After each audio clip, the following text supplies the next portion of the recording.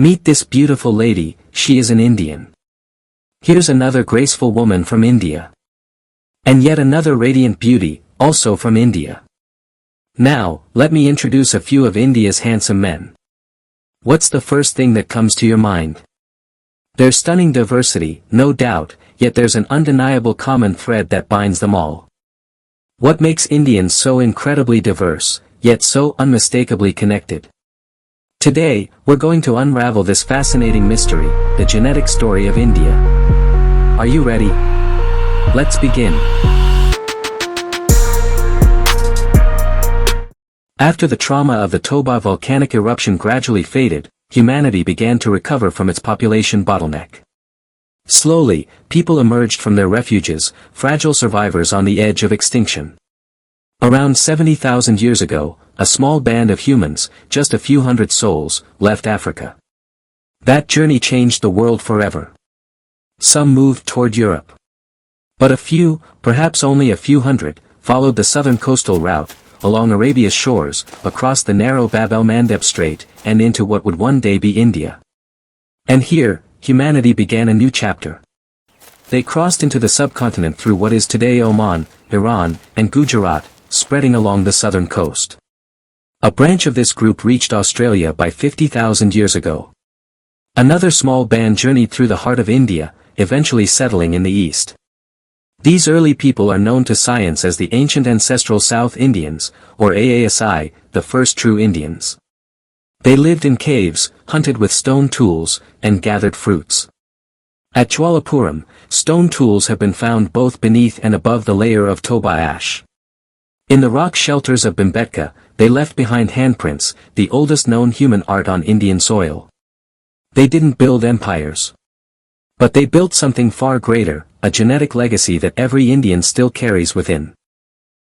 How do we know who they were? The answer lies within us, in our DNA. Genetics is the science that studies this invisible code of life. By reading and comparing DNA from ancient bones and modern people, scientists can trace how our ancestors moved, met, and mingled. It's like opening a diary, written not in words, but in molecules. And it tells us that every Indian today is a blend of many ancient worlds. The subcontinent didn't remain isolated for long. Around 9,000 years ago, a new group arrived from the west, the Iranian-related early farmers from the Zagros Mountains. Who were these people? The Zagros region of modern western Iran had been inhabited by hunter-gatherers for 30,000 to 20,000 years. They were genetically distinct from both the Levantine Natufians and Anatolian foragers. Known in genetic studies as the Iran Neolithic or Iran End population. They had formed locally, though with distant connections to other West Eurasian hunter-gatherers. Eventually, they settled at Murghar, now in Pakistan, one of the world's earliest known villages.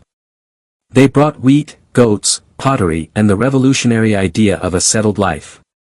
They blended with the first settlers of the subcontinent, the AASI people, who still lived across northwestern India. Meanwhile, other AASI groups who had followed the coastal route, some even using wooden rafts, had reached Sri Lanka around 38,000 years ago. Out of this mingling, between the AASI and the Zagros migrants, arose a miracle. A people whom geneticists call the Indus Periphery people, and historians know as the Indus Valley Civilization. By 5,000 years ago, the Indus Valley Civilization had fully bloomed. In the cities of Harappa, Mohenjo-daro, Lathal, and Dhalavira, people built with baked bricks, laid out drainage systems, and traded with Mesopotamia.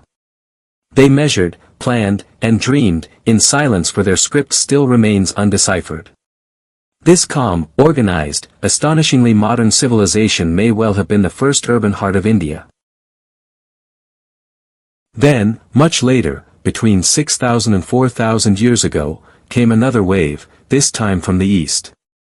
The Austroasiatic peoples, migrating through Myanmar and Southeast Asia, reached eastern India. They were early rice growers, masters of forest living, and ancestors of today's Santhal, Munda, and Khasi tribes.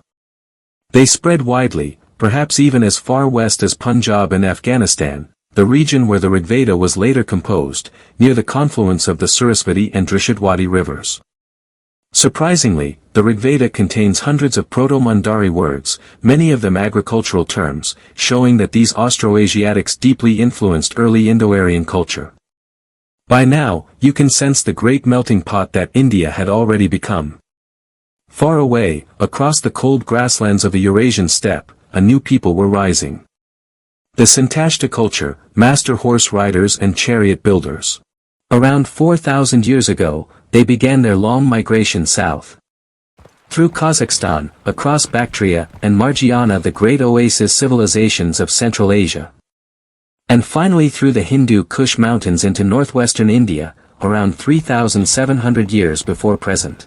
Spoke an early form of Sanskrit, carried bronze weapons, and composed the hymns known as the Vedas. They called themselves Arya, meaning noble, just as we call ourselves Indian, British, or American today. When they met the descendants of the Indus civilization, they didn't erase them. They merged with them. There was no Aryan invasion, but rather an Aryan fusion and fission. From this union was born the Vedic civilization. But then, who were the Dravidians, the people who have lived across South India for thousands of years? And what is the truth behind the Aryan versus Dravidian debate? The word Dravidian itself comes from the Sanskrit word Dravya, meaning southern delta. It originally referred to the people and region of Tamilakam, the ancient south. In the 19th century, scholar Robert Caldwell used the term to describe an entire language family, Tamil, Telugu, Kannada, Malayalam, Kuruk, Brahwi, and others. Genetic and linguistic clues tell us that the Dravidian people were largely descendants of a mix between the Zagros farmers and the AASI, the same ancient blend that gave rise to the Indus civilization. There are three main hypotheses about their origin. 1. Indus Valley Hypothesis. Linguists and archaeologists increasingly believe that the Dravidian languages originated in or near modern Pakistan and northwestern India. The Indus people may have spoken a Proto-Dravidian or Para-Dravidian language. This view is supported by similarities between Dravidian and Elamite, the ancient language of Iran. And by the survival of Brahwi, a Dravidian language still spoken today in Balochistan, Pakistan. 2. Elamo-Dravidian Hypothesis. Proposed by linguist David McAlpin, this theory suggests that Proto-Dravidian and Elamite share a distant common ancestor. Supported loosely by genetic findings. 3. Southern Origin Hypothesis. An older and weaker idea proposing that Dravidian languages originated in southern India among AASI peoples who later moved north. But recent genetic and archaeological data contradict this, showing that early Dravidian-like urban cultures first appear in the northwest, not the south. By 1000 BCE, India had become a magnificent mosaic of peoples and tongues.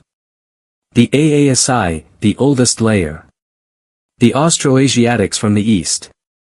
The Iranian farmers from the west. The Indo-Aryans from the steppe. And the Dravidians, blending them all together.